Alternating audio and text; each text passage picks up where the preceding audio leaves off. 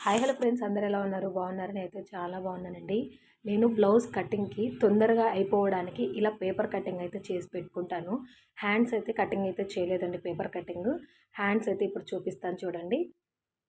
Paper cutting చేసుకుంటే cutting అనేది చాలా ఈజీ అయిపోతుంది. అంటే డైలీ మన దగ్గర కుట్టించుకునే వాళ్ళకైతే పేపర్ కటింగ్ బెస్ట్ అండి. ఎందుకంటే టైం లేనప్పుడు తొందరగా పేపర్ అనేది పెట్టేసుకొని డ్రా చేసేసుకొని కట్ చేసుకోవడమే. నేను ఆ విధంగానే చేస్తానండి. నాకు తెలుస్తుంది కదా డైలీ కస్టమర్స్‌వి. అవన్నీ కూడా నేను కటింగ్ చేసి పెట్టుకుంటాననమాట ముందుగానే. ఇక్కడ కొద్దిగా ఎక్స్ట్రా అయితే క్లాత్ అయితే కట్ చేస్తున్నాను. మీకు అర్థం అవ్వడం కోసము చాలా స్లోగా పెట్టానండి. అంటే మీకు చెప్తూ ఉంటే అక్కడ వీడియో చూస్తుంటే అర్థమవుతుంది కదా! అందుకని చెప్పేసి నేను స్లోగా అయితే కొద్దిగా పెట్టాననమాట.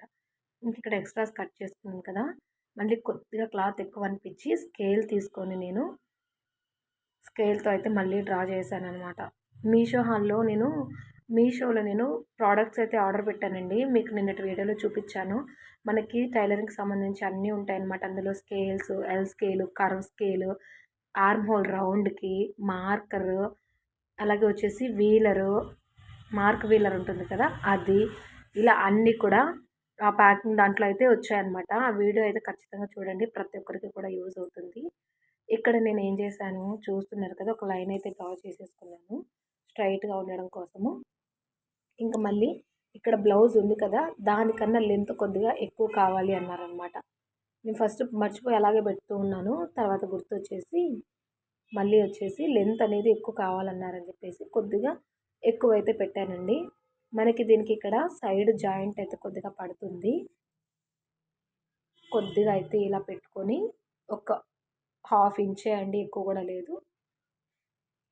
గట్టిగా పట్టుకొని ఇక్కడ పైనైతే డ్రా చేసుకున్నాను. డ్రా చేసుకున్న తర్వాత స్ట్రైట్‌గా అలాగే పట్టుకొని మిడిల్‌లోకి ఒక డాట్ అయితే అంటే మిడిల్‌లోకి ఒక మార్క్ అయితే పెట్టుకోవాలన్నమాట.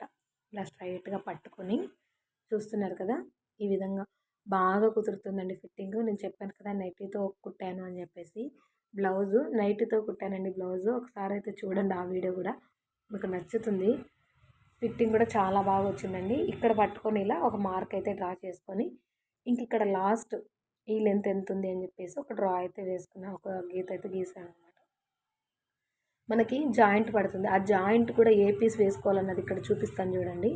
నాకు అలవాటు ఉంది కాబట్టి నేను షేప్ అనేది కరెక్ట్‌గా గీసేసాననమాట. అలవాటు ఉంది కదా అని చెప్పేసి.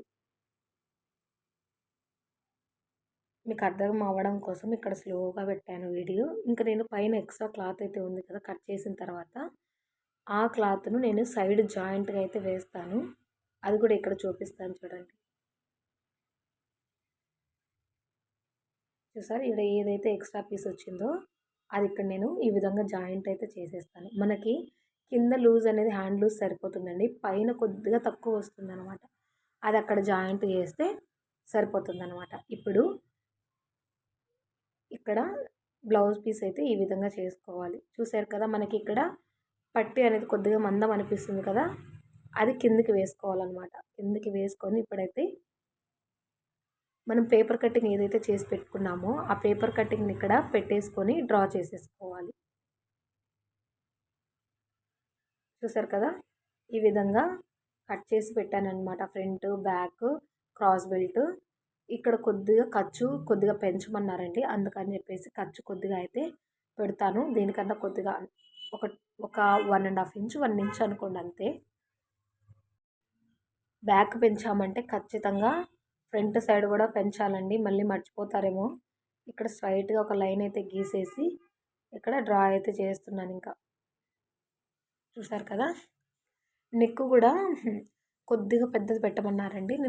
అంటే నేను స్టిచ్ చేస్తున్నప్పుడు కొద్దిగా అయితే పెంచాననమాట. ఒక హాఫ్ ఇంచు అయితే పెట్టాను. తర్వాత పేపర్ ఇక్కడ చూసారు కదా! ఎలాగుందో ఎగ్జాక్ట్‌గా అలాగే మార్క్ చేశాననమాట. ఇక్కడైతే కొద్దిగా ఫస్ట్ అయితే ఆ లైన్ డ్రా చేసుకున్నానండి. లైన్ డ్రా చేసుకున్న తర్వాత అయితే మళ్ళీ కొద్దిగా అయితే పెంచాను. మీకు అర్థం అవ్వడం కోసమే ఇక్కడ ఇంత నిదానంగా చూపిస్తున్నానండి. లేదు అంటే ఒక 5 మినిట్స్ కూడా పట్టదు నాకు తెలిసి.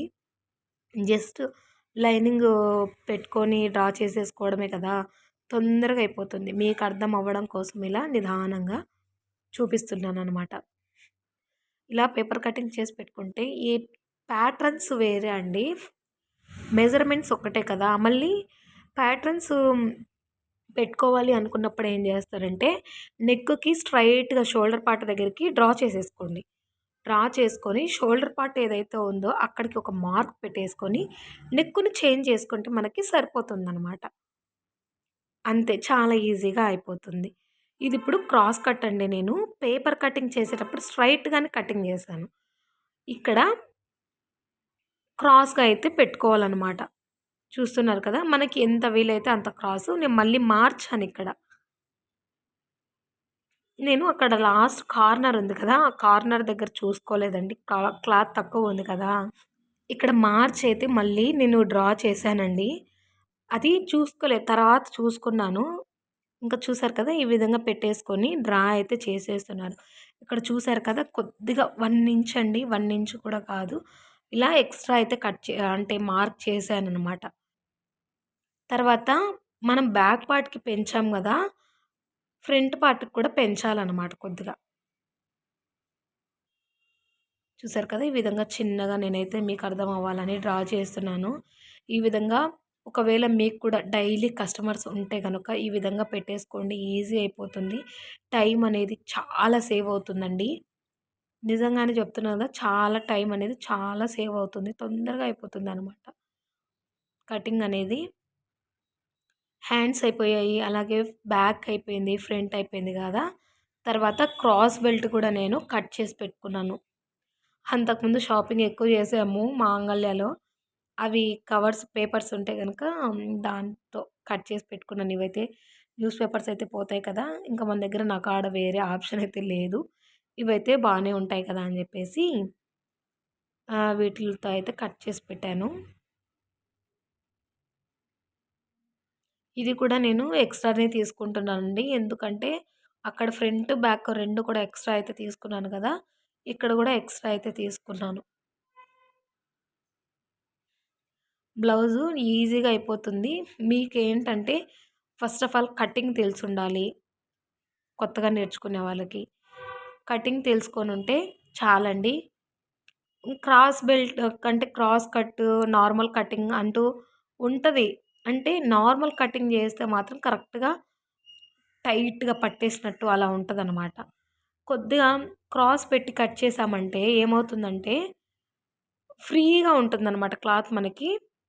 ఫిట్టింగ్ కూడా ఫ్రీగా ఉంటుంది. బావుంటుందనమాట. టైట్‌గా పట్టేసినట్టు లేకుండా ఫ్రీగా ఉంటుంది క్రాస్ కట్ అయితే. స్ట్రెయిట్ కట్ అయితే పట్టేసినట్టు అనిపిస్తూ ఉంటుందండి. ఇక్కడ చూసారు కదా! తర్వాత నేను టేబుల్ మీద పెట్టేసి కట్ చేశాను. అదేదో ముందుగానే మార్క్ చేసుకునేటప్పుడే టేబుల్ మీద పెట్టి మార్క్ చేసుంటే, మీకు కూడా బాగా కనిపించేది కదా అనిపిచ్చింది నాకైతే.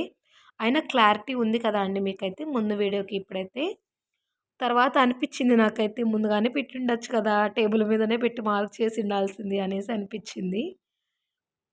ఇంకిక్కడ కటింగ్ అయితే చేసుకుంటున్నాను. ఇది గూడా స్లోగా పెట్టానండి వీడియో. మీకు చెప్తూ ఉంటే అర్థమవుతుంది కదా అని జెప్పేసి.